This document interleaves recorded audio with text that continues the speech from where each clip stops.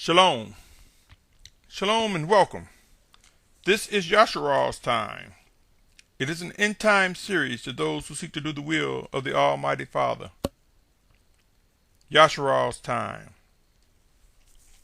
It is a time, my brothers and sisters. It is a time when we will come to know many discoveries, much about set-apartness. My name is Symmanayah if you're tuning in for the first time. Today is December 23rd, 2014. Yashar'al's time is an end series. Yashar'al, true Yashar'al, consists of those who seek to do the will of the Almighty Father.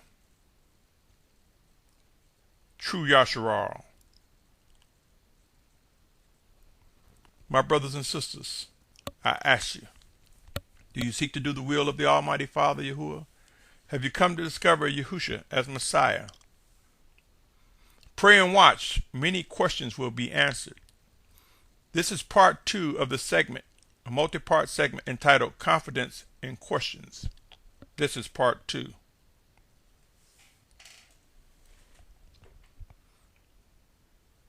My brothers and sisters,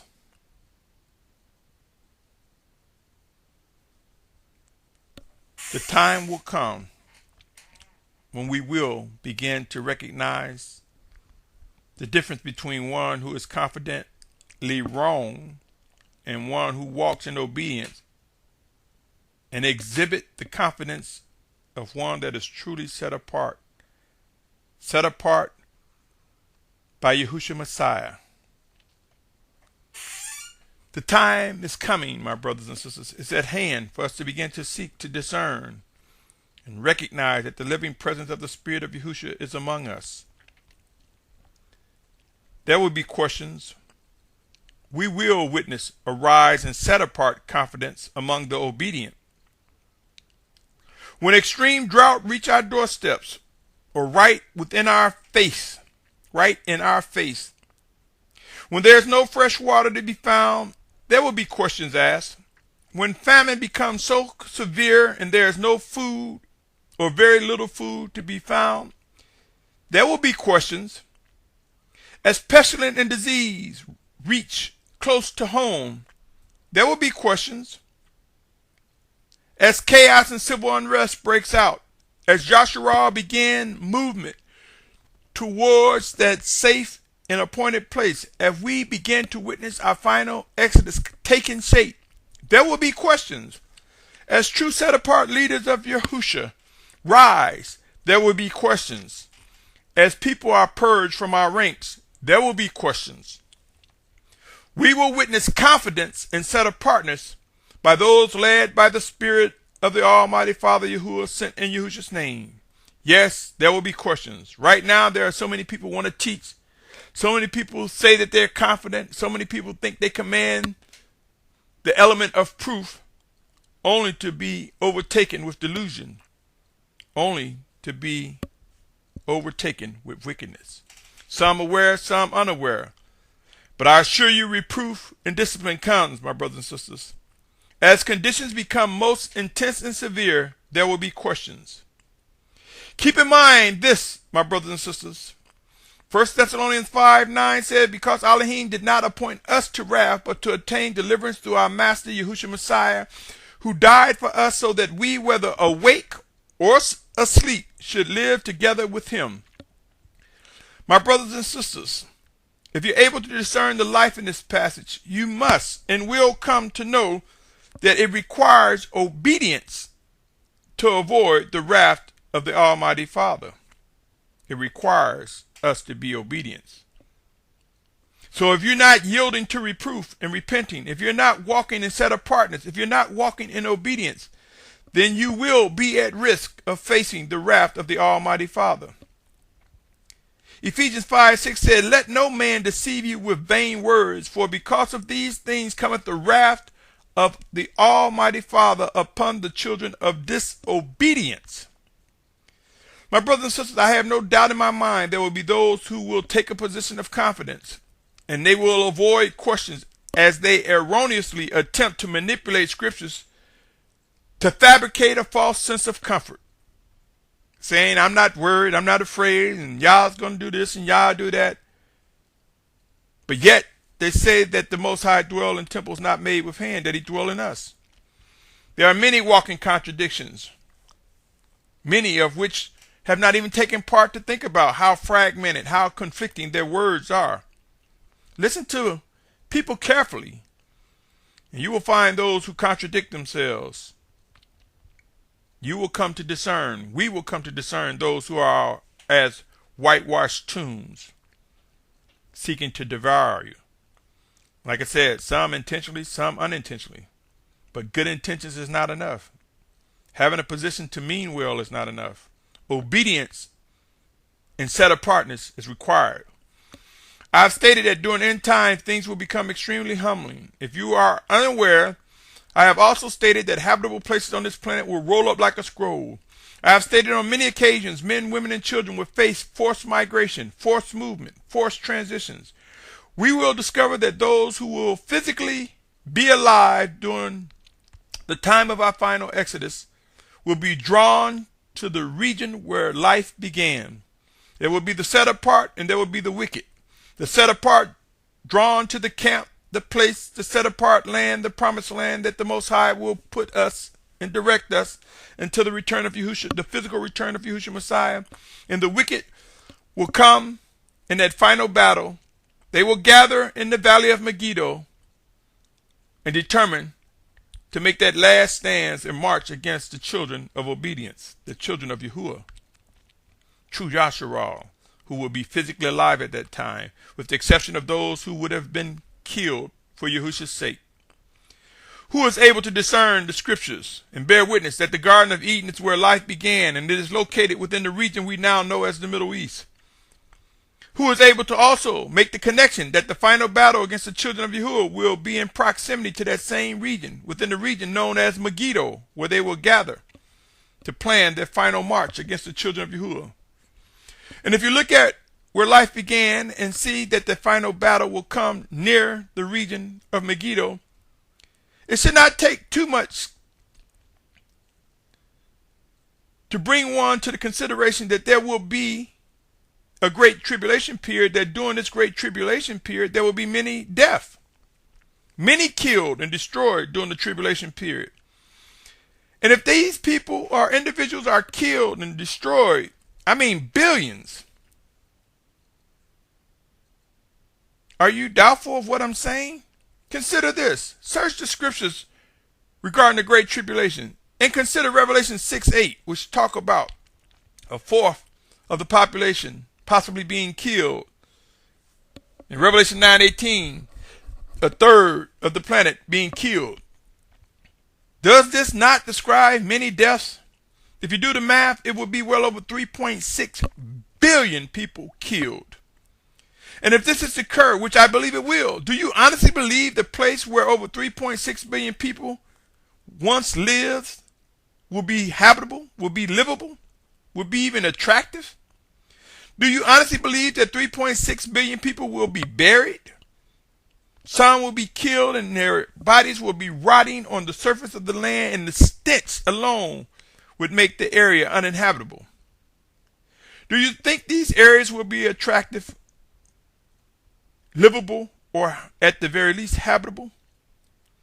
I suggest that one examine the 4th chapter of Amos, specifically Amos 4:6-12. For it is my belief that this describes a sequence that the Most High is using to establish his rule in these final days. I invite you to begin having discussions regarding the demonstration of confidence and how to put the confidence to the test to determine whether it is indeed set apart. John 4:1 tells us to prove every spirit, for many false prophets will come. And I will read that verse a little later in this segment. But let us be mindful, my brothers and sisters.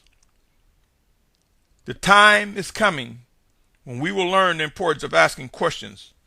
For some reason, there seems to be a proliferation of everybody quick to speak, quick to say they are confident, quick to say that they are a moray or a teacher, or quick to say they can prove something, void of knowing the only one that brings proof and confirmation to life is the Spirit of Yahusha. The Spirit of the Almighty Father Yahuwah sent in Yahusha's name. It is He. For it is the Almighty Father Yahuwah that draws and makes alive, my brothers and sisters. Those who have been in or are void of recognizing the living voice of the Spirit of Yahusha will be void of knowing what to do as conditions become intense. And they will be exposed. Those who truly seek set-apartness but are in error will yield to reproof and repent. But those who ignore the living directives from the Spirit of Yahusha will prove to be dealt with according to the fruit of their rebellion. The end of being confidently wrong will come among the children of obedience. We will begin to discern more clearly what indeed is set apart instructions, orders, and commands from the Almighty Father. There will be questions. Questions are coming. And there will be answers for those that diligently seek the voice of the Spirit of Yahusha. There will be the working of delusion for those who choose to yield to the wicked one. What say you, O Yashar'al, true Yashar'al? What is your position? My brothers and sisters, end time prophecies will be fulfilled. There must and will be orders, commands. Not maybe, but they will be. It will not be a situation where we vote, nor would it be representative of a consensus, but it will be a response to orders and commands, a display of obedience. I cannot stress enough how we do not, absolutely do not serve a passive Almighty Father. He is the beginning and the end. He is the Almighty One. Pray some more. Pray even some more and seek earnestly to discern those who demonstrate set-apartness with confidence out of their obedience. And ask wise questions versus foolish questions and questions that stir rebellion.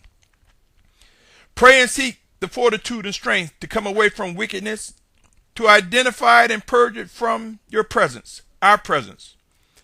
Those of us who focus on Yahushua Messiah, who seek to do the will of the Almighty Father Yahuwah, we will come without any doubt to know what it means to be drawn of the Almighty Father Yahuwah, who is able to discern the pursuit of obedience comes as a result of the drawing power from the Almighty Father.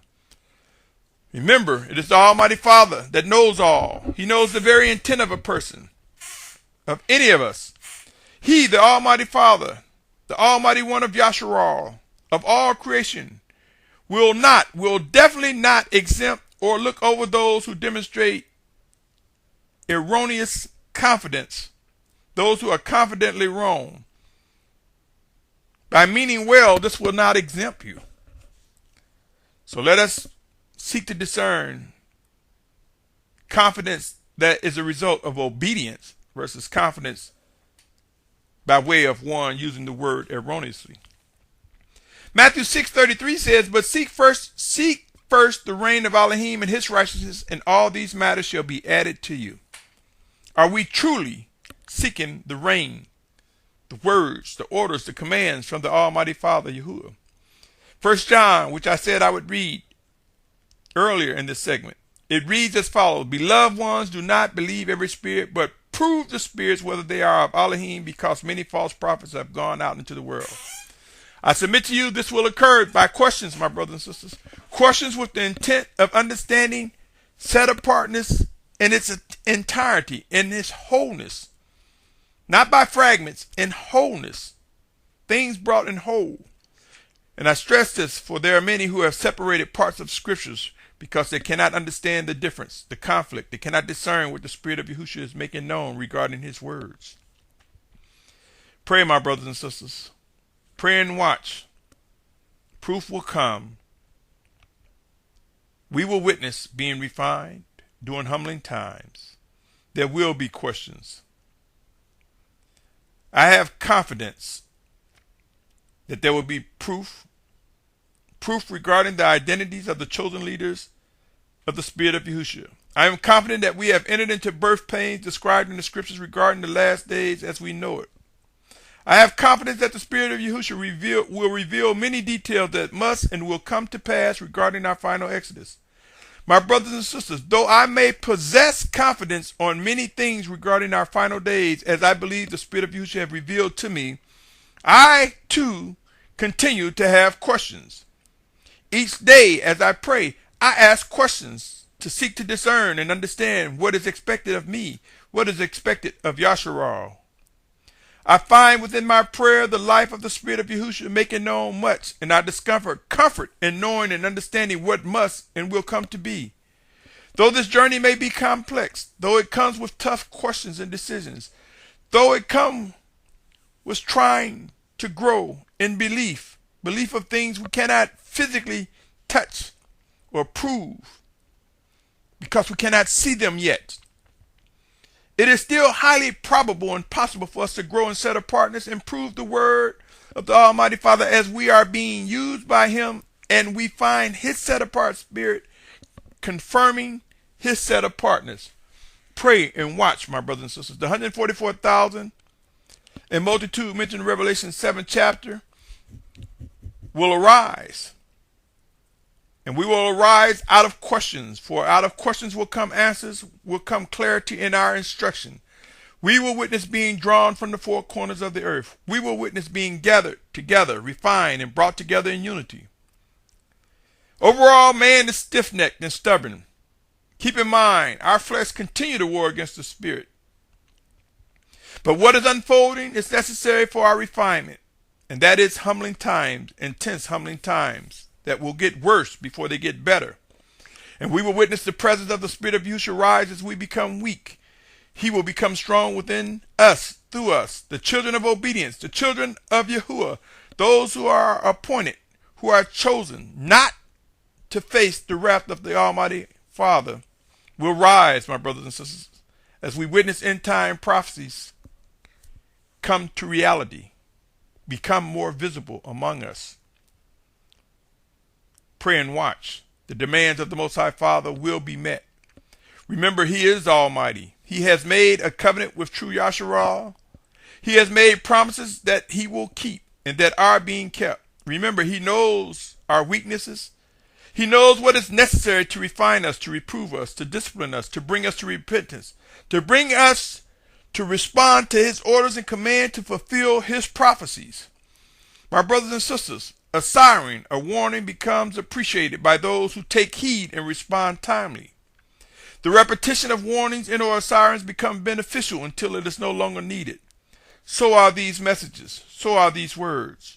Take heed, my brothers and sisters. These are the days of refinement. Do you honestly want to be one who witnessed warnings ending with you not in the path of obedience and set-apartness?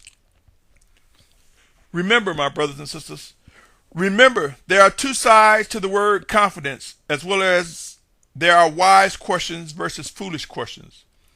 Foolish questions are the ones a person asks trying to trip someone up versus discover true set-apartness. They're just trying to make a spectacle out of the obedient. Foolish questions are the ones which attempt to make a mockery out of the obedient ones of the Spirit of Yahusha. Those who will be among the final gathered, along with those who will be martyrs for Yahusha's name, will come to discern the difference.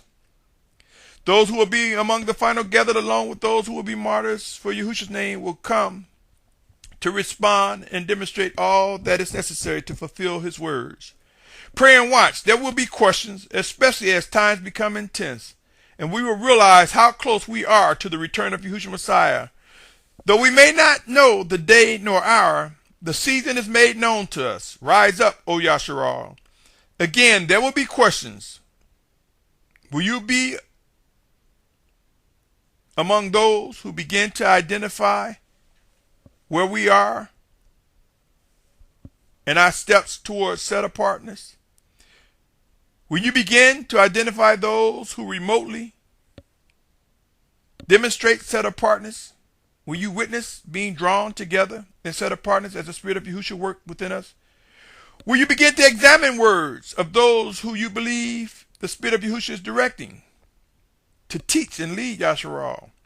Will you be one who continue to walk in a position of confidence that is not prescribed, not directed by the Spirit of Yahusha? Or will you be one who asks questions, who seeks set-apartness, who grows in maturity?